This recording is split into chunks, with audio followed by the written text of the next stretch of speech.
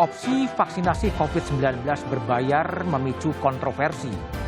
Berdalih mempercepat herd immunity, yang rela membayar bisa divaksin tanpa harus mengantri.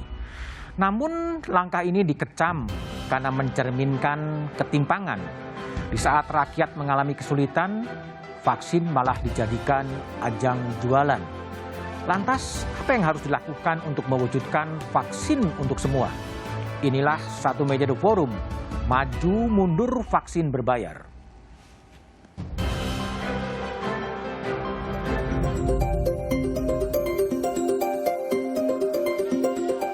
Bahwa vaksin gotong royong ini merupakan opsi. Jadi apakah masyarakat bisa mengambil atau tidak, prinsipnya pemerintah membuka opsi yang luas bagi masyarakat yang ingin mengambil vaksin gotong royong baik melalui perusahaan maupun melalui individu. Vaksin haruslah gratis karena vaksin menurut WHO dan juga UN General Assembly adalah public goods yang diperuntukkan untuk menyelamatkan jiwa dan juga ensuring that people who are the most vulnerable itu adalah terprotected. Maka dari itu vaksin tidak boleh diperjualbelikan apalagi di dalam masa pandemi dan masa pandemi yang sangat kritis dan sangat genting.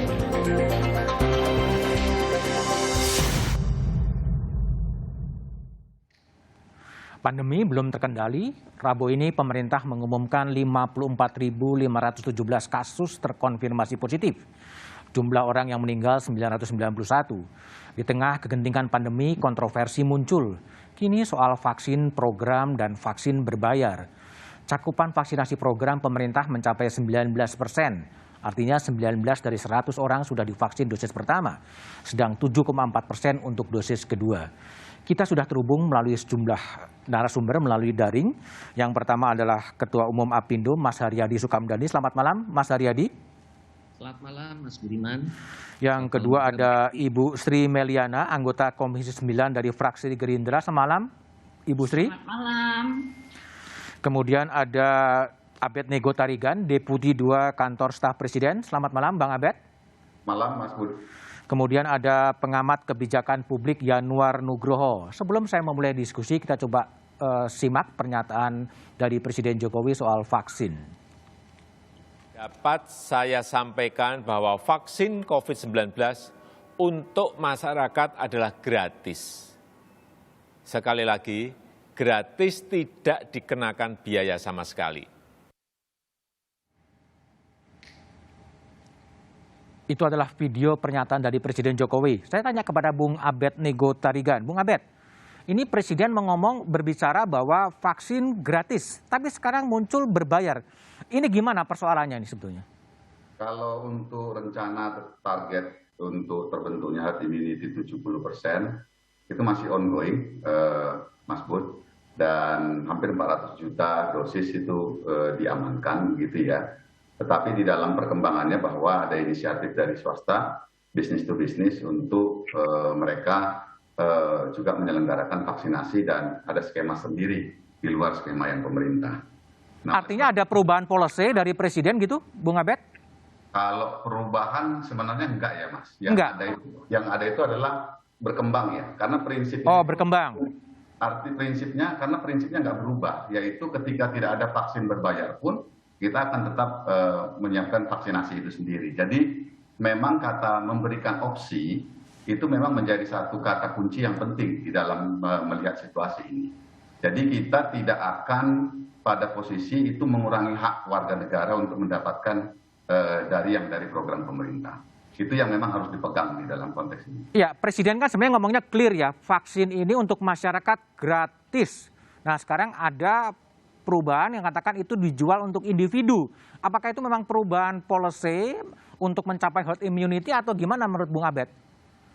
Karena inisiatifnya itu sebenarnya muncul dari dari swasta dan kemudian juga kan kita tahu bahwa sektor kesehatan itu termasuk sektor yang high regulated ya dan diregulasi, dan oleh sebab itu untuk mengakomodir itu tentu disiapkan regulasinya oleh pemerintah. Nah, tetapi kami dari sampai hari ini instruksinya yaitu mempersiapkan di mana secara gradual nanti akan ada terjadi peningkatan, bahkan arahan terakhir Bapak Presiden untuk bisa memvaksin 3 juta per hari. Ini juga lagi banyak pembahasan. Bagaimana sumber daya untuk itu. Bung Abed, jadi kalau dari penjelasan Bung Abed, artinya Presiden tahu bahwa kemudian ada vaksin yang dijual melalui Kimia Farma dan itu berbayar untuk individu yang sekarang kemudian ditunda gitu?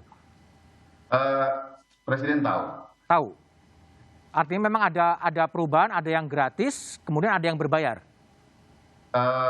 Tapi berbayar itu sekali lagi ya, yang perlu kita lihat di situ itu tidak ada desain pemerintah untuk mengarahkan orang untuk berbayar. Itu sudah pasti. Tetapi itu menjadi pilihan hak individu untuk mengakses vaksin yang berbayar itu. Oke, baik. Saya pindah ke Ibu Sri Meliana, anggota Komisi 9 dari fraksi Gerindra. Bu, kenapa Ibu juga mengkritik kemudian vaksin yang kemudian berbayar melalui Kimia Farma, Bu? Jadi begini, Pak. Sejak awal pembicaraan tentang vaksinasi di rapat-rapat kami di DPR, itu tanggal 10 Desember 2020, memang vaksin ini sudah terbagi menjadi 2. Vaksin program dan vaksin mandiri. Di awalnya bahkan pemerintah menawarkan 30% program, 70% mandiri. Tapi terus kami bahas, kami desak, akhirnya pada hari itu berkesimpulanlah kami mendesak mengingat mempertimbangkan kondisi masyarakat selama masa pandemi, maka Komisi 9 DPR RI mendesak Kementerian Kesehatan dan Komite Penanganan COVID-19 dan Pemulihan Ekonomi Nasional untuk meningkatkan proporsi skema vaksin program. Nah, kemudian terjadilah banyak diskusi di ruang publik. Akhirnya kita dengar tadi keputusan Presiden bahwa vaksinasi ini gratis. Disiapkan 181,5 juta individu yang akan divaksin secara gratis menuju herd immunity yang kita canangkan. Nah, tapi kemudian pada prosesnya muncullah ide vaksin gotong royong dari kawan-kawan, bisa saya contohkan Kadin. Untuk mengajak pengusaha-pengusaha melaksanakan sendiri vaksinasi di luar vaksinasi program tadi untuk menolong pemerintah, karena itu disebut gotong royong. Yang beli vaksin perusahaan dan divaksinkan secara gratis kepada karyawannya. Nah, ini idenya. Nah, kemudian apa yang dilakukan oleh Komisi 9 tetap berfokus pada vaksinasi program, sedangkan vaksinasi gotong royong diatur oleh Kadin dan Bio Farma. Jadi kami di Komisi 9 berfokus kepada vaksinasi program. Berfokus itu artinya apa, Bu Sri? Mengevaluasi, menggiatkan, memonitor semua vaksinasi program dari pemerintah yang gratis untuk rakyat. Terhadap vaksin yang berbayar melalui Kimia Farma? Di luar skema dari vaksinasi program. Di luar skema itu artinya apa? Di luar skema kami tidak ikut di dalam urusan itu. Kami tetap fokus kepada vaksinasi gratis. Tapi kami monitoring pada rapat kami tanggal 15 Maret, kami mengingatkan Bio Farma tentang penyediaan vaksin gotong royong yang sudah merupakan skema pendamping dari vaksinasi gratis ini. Kalau dari Ibu Sri sebagai fraksi Gerindra posisinya di mana terhadap vaksin berbayar ini? Kami pada mulanya mengapresiasi ada pihak yang ingin mengakselerasi vaksinasi secara gotong royong. Sepanjang itu memudahkan, tidak menyulitkan. Kalau sekarang? Kenyataannya vaksinasi gotong royong itu menurut kami tidak berjalan. Sehingga timbullah ide-ide baru, vaksin individu berbayar dan lain-lain. Karena ada permasalahan tidak ada percepatan dari vaksinasi gotong royong. Nah, waktu itu terjadi, kami di Komisi 9 tidak diajak bicara sedikit pun, sehingga ketika berita itu meledak di masyarakat, kami sama tidak tahunya dengan masyarakat. Tidak tahu. Oke, baik, baik. Baik, saya kembali ke Mas Yanuar Nugroho, pengamat kebijakan publik. Mas Yanuar, gimana Anda lihat ini soal formulasi kebijakan ya? Dari awalnya kemudian gratis, kemudian ada permintaan dari Kadin untuk mandiri atau gotong royong. Tadi menurut Bu Sri kemudian tidak berjalan dan kemudian berubah lagi menjadi individu berbayar dan sekarang ditunda. Apa yang Anda lihat dari formulasi kebijakan yang ada sekarang ini? Terima kasih, Mas Bud. Saya kira kita perlu memahami dulu di depan bahwa yang menjadi kunci menghentikan pandemi ini itu bukan vaksin, tetapi vaksinasi. Ya. Saya ulangi, bukan vaksin tapi vaksinasi. Itu nomor satu.